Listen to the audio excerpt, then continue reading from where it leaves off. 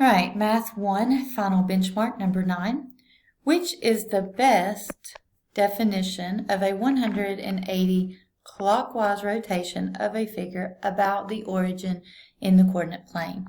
All right, A says all points in the figure turn the same clockwise direction and maintain the same distance from a vertex. All right, so you can rotate around a vertex, but in this case, we're rotating around the origin, so that's not going to be it. If you look, B says the same thing, so we can eliminate that as well. All right, so it says all points in the figure turn the same clockwise direction and maintain the same distance from the origin for 90 degrees. Well, this one says 180, so we're going to say that's not correct either.